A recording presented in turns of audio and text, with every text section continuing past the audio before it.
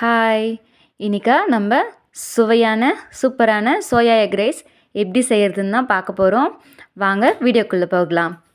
முதல்ல அடுப்பு பற்ற வச்சு கடாயை வச்சுக்கலாம். எண்ணெய் ஊற்றிட்டு சோம்பு சேர்த்துக்கலாம். சோம்பு நல்லா பொரிஞ்சு வந்த உடனே கட் பண்ணி வச்சுக்கிற ஒரு வெங்காயத்தை ஆட் பண்ணிக்கலாம். அதையும் லைட்டாக ஃப்ரை பண்ணிவிட்டு ஒரு பச்சை மிளகாவை கட் பண்ணி வச்சுருக்கேன், அதையும் ஆட் பண்ணிக்கலாம். கொஞ்சோண்டு கருவேப்பிலை போட்டுக்கலாம். இஞ்சி பூண்டு பேஸ்ட், தக்காளி இதை போட்டு நல்லா ஃப்ரை பண்ணலாம். நல்லா தக்காளியும் இஞ்சி பூண்டு பேஸ்ட்டோட பச்சை வாசனை போகிற அளவுக்கு இந்தளவுக்கு வதங்கின பிறகு மிளகாய்த்தூள், தனியாய்த்தூள், கொஞ்சமாக கரம் மசாலா,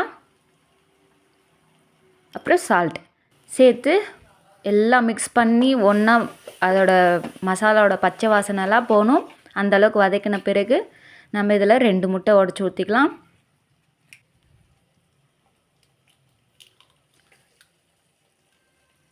முட்டை நல்லா உடச்சி ஊற்றி நல்லா மிக்ஸ் பண்ணிவிடுங்க. நல்லா மிக்ஸ் பண்ணி அந்த முட்டை நல்லா வெந்து வரணும். நல்லா வெந்து வந்த பிறகு நம்ம சோயா ஊற வச்சு எடுத்துருக்கோம். அந்த ஊற வச்சு தண்ணி பிழிஞ்சிட்டு இதில் ஆட் பண்ணிக்கலாம். ஃபைனலாக ரைஸ் சேர்த்து சாப்பிட்டா அல்டிமேட்டாக இருக்கும். நீங்களும் ட்ரை பண்ணி பாருங்கள். நம்ம சேனலை இது வரைக்கும் சப்ஸ்கிரைப் பண்ணலன்னா சப்ஸ்கிரைப் பண்ணுங்கள். நம்ம சேனலுக்கு சப்போர்ட் பண்ணுங்கள். நீங்களும் ட்ரை பண்ணி பார்த்துட்டு கமெண்ட் பண்ணுங்கள். எந்த மாதிரி வீடியோஸ் போடலான்ட்டு சஜஸ்ட் பண்ணுங்கள். நம்ம சேனலுக்கு சப்போர்ட் பண்ணுங்கள். பாய். இன்னொரு வீடியோவில் சந்திப்போம்.